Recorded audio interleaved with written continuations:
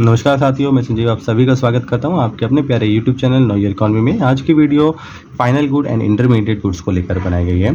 इसके अंदर हम आपको बताएंगे कि फाइनल गुड्स का मीनिंग क्या है और इंटरमीडिएट गुड्स क्या है, और साथ ही में कुछ क्वेश्चन जो एग्जाम में इस तरीके से आते हैं कि कुछ आपको एग्जाम्पल दिए जाते हैं डिफरेंट गुड्स के, और आपको उसको डिफ्रेंशिएट करना होता है। आपको दो कैटेगरीज में उसको डिवाइड करना होता है विद एन रीज़न, है ना। एक रीज़न के साथ विद हमें वहाँ पे एक्सप्लेन करना पड़ेगा कि why do we consider a good in a final goods और फॉर अ इंटरमीडिएट गुड्स। ठीक है, फाइनल गुड्स की बात करते हैं अभी। अच्छा, ये जो final good and intermediate good है आपका मैक्रो इकोनॉमिक्स के चैप्टर 1 से हम बात कर रहे हैं ना। तो जो चैप्टर 1 में हम ऑलरेडी एक वीडियो शेयर कर चुके हैं आपके पास, जो नेशनल इनकम का इंट्रोडक्शन पार्ट था, ये उसी के आगे सीक्वेंस में है। तो लगातार ये वीडियो हम आपको शेयर करते रहेंगे सीक्वेंस में, और सीक्वेंस में ही आपको देखना है।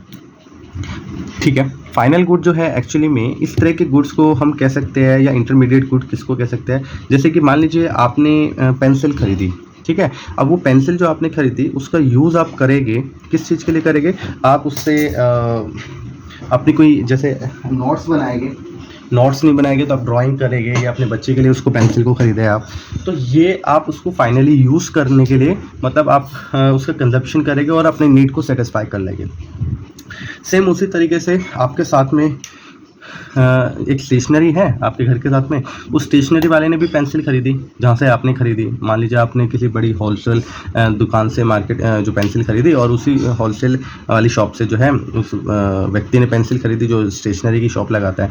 तो उस स्टेशनरी वाले ने उस पेंसिल को ख़रीदा और आपने भी इस पेंसिल को ख़रीदा। तो आपके लिए जो वो टर्म्स है पेंसिल का, यानी जिस टर्म्स के लिए आपने ख़रीदा, जिस मतलब सेंस में आपने उसको ख़रीदा, क्या पेंसिल जो स्टेशनरी वाला है उसने भी उसी मतलब पॉइंट ऑफ व्यू से उस पेंसिल को ख़रीदा होगा जो आपके दिमाग में है उस पेंसिल के लिए? नहीं।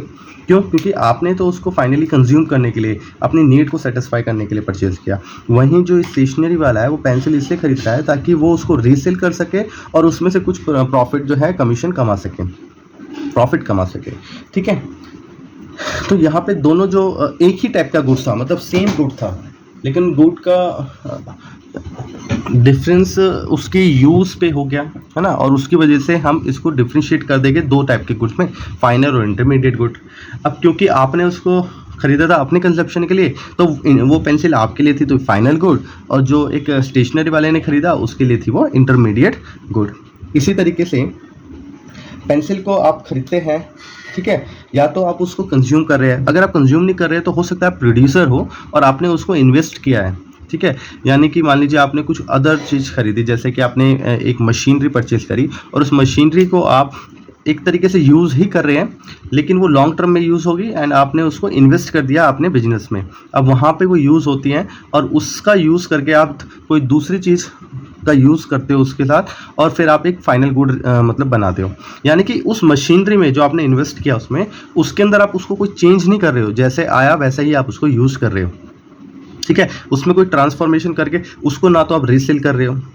वहीं पे अगर जो आपने मशीनरी खरीदी, अब वो मशीनरी थी मान लो चप्पल बनाने की। अब चप्पल बनाने के लिए आपने मान लो प्लास्टिक का दाना खरीदा मार्केट से, तो वो प्लास्टिक का जो दाना है वो भी आपने खरीदा, और वो मशीनरी भी आपने खरीदी, उसको भी आपने बिजनेस में लगाया और उसको भी आपने बिजनेस के लिए खरीदा।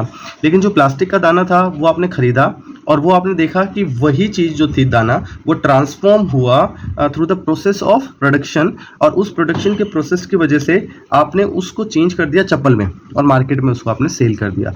तो वो चीज़ जो अपने खुद का ट्रांसफॉर्म कर रही है इसके अंतर्गत, तो वो तो आपका हो गया रॉ मटेरियल, ठीक है। लेकिन मशीनरी में कोई चेंज नहीं आया, तो वो आपका हो गया इन्वेस्टमेंट। अब इन्वेस्टमेंट आ जाती है फाइनल गुड्स में, और जो रॉ मटेरियल है क्योंकि वो खुद को चेंज कर रहा है और वो या फिर रीसेल के लिए ख़रीदा जा रहा है, तो वो आपका हो गया इंटरमीडिएट गुड्स। अब मुझे लगता है आपको शायद समझ में आया होगा कि final good and intermediate good में क्या डिफरेंस है। तो फाइनल गुड जो होता है, एक तो उसका जो फर्स्ट पर्पस होता है वो ये होता है, उसको हम कंज्यूम करने के लिए परचेज करते हैं, कंजप्शन बाय द कंज्यूमर, है ना। यानी कि कंज्यूमर जो है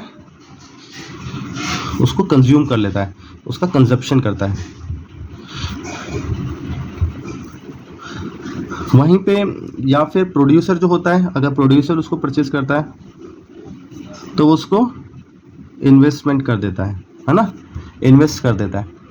इंटरमीडिएट गुड्स का क्या करते हैं, इंटरमीडिएट गुड्स को अगर मैं खरीद रहा हूँ तो मैं इस पर्पज से खरीद रहा हूँ, या तो मैं उसको जो प्रोडक्शन का जो प्रोसेस है मेरा, है ना, उसी के अंदर उसको वापस डाल दूंगा और उसको चेंज करके फाइनल गुड में फिर रीसेल कर दूंगा। तो एज अ रॉ मटेरियल मैं उसको परचेज करूंगा, ठीक है, और वो through the process of production किस में चला जाएगा, फाइनल गुड्स में, ठीक है, और फिर वो मार्केट में सेल होगा। तो अभी वो आपके लिए ये जो चीज़ आपने परचेज करी वो आपके लिए क्या थी, इंटरमीडिएट गुड, ठीक है। या फिर आपने मान लीजिए पेंसिल खरीदी, पेंसिल तो आपने कुछ चेंज नहीं किया ना, वापस जैसे खरीदी वैसे सेल कर दी, पर वो आपने एक शॉर्ट टर्म पीरियड के लिए खरीदी और आपने खरीदी और उसको वापस सेल कर दिया और प्रॉफिट के लिए ही खरीदी थी आपने, तो भी वो चीज़ आपके लिए क्या है, इंटरमीडिएट गुड है। या तो आप उसको चेंज करके मार्केट में दोबारा सेल कर रहे हो तो वो भी आपके लिए इंटरमीडिएट गुड है, और आप विदाउट चेंज करे भी सेल कर रहे हो तो भी वो आपके लिए इंटरमीडिएट गुड है। तो हम बोल सकते हैं resale in the same year. देखिए, आप कोई पेंसिल खरीदेगा वो ऐसे ही खरीदेगा ना, अब मैं ऐसा तो है नहीं आगे 5 साल बाद जो मेरे को पेंसिल सेल करनी है उसको मैं आज ला के ख़रीद के रख लूँ और फिर 5 साल बाद उसको सेल करूँ। कोई भी कंज्यूमर जो मान लीजिए स्टेशनरी वाला या दुकानदार है, कोई शॉपकीपर है, तो वो उतना ही माल ख़रीदता है जो 1 महीने 50 दिन 2 महीने 3 महीने में बस तक चले और वो सेल हो जाए, फिर उसके बाद वो नया माल ख़रीदता है, ठीक है। बेकार में पैसा लगा के, कैपिटल लगा कर उस माल को एज अ स्टॉक अपने पास रखो, स्टॉक रखने का खर्चा और पैसा लगाकर उसको इन पैसिव एक मतलब वो पैसा जो है एक एक्टिव मोड में तो है नहीं, वो पैसिव मोड में चला गया, क्योंकि वो अभी सेल होने नहीं वाला, 2-3 महीने बाद सेल होगा, तो आपका 2-3 महीने के लिए पैसा पैसिव मोड में है, कोई आपको इंटरेस्ट भी नहीं मिल रहा, तो इतना पैसा लगाने का कोई फ़ायदा ही नहीं।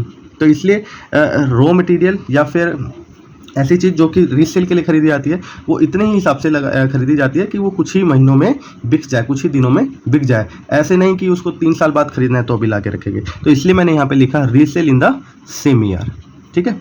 वो बाय चांस कुछ चीज़ें ऐसी होती है जो पसंद नहीं आती कस्टमर को और वो ख़रीदता ही नहीं है तो वो सेल नहीं हो पाई, वो बात अलग है।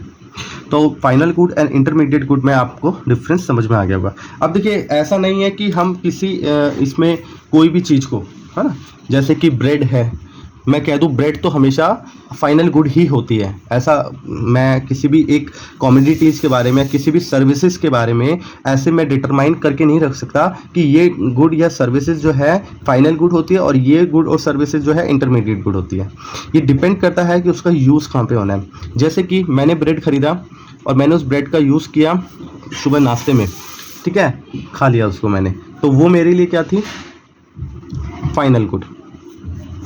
अब वही ब्रेड का यूज़ वही ब्रेड खरीदी एक टिक्की वाले ने, ठीक है, आपके गली मोहल्ले में टिक्की वाला आता होगा, कभी कभी आपने टिक्की के साथ ब्रेड खाया होगा, है ना, ब्रेड टिक्की खाया होगा, तो वो जो ब्रेड खरीद रहा है वो एज अ रॉ मटेरियल खरीद रहा है ताकि वो एक फाइनल गुड बना सके, ब्रेड टिक्की, ठीक है। तो वो उसके लिए जो उसने ब्रेड परचेज किया वो उसके लिए क्या था, इंटरमीडिएट गुड। आया समझ में? तो इस तरीके से हम डिफरेंस कर सकते हैं। एग्जाम में भी आपको with the help of examples चीज़ों को एक्सप्लेन करना है और उसको समझाना है। डेफिनेशन आपको बुक में मिल जाएगी, मैं आपको PDF पे शेयर कर दूंगा, कमेंट में हाई करना, व्हाट्सएप पे हाई करना, व्हाट्सएप नंबर शेयर कर दिया है। धन्यवाद।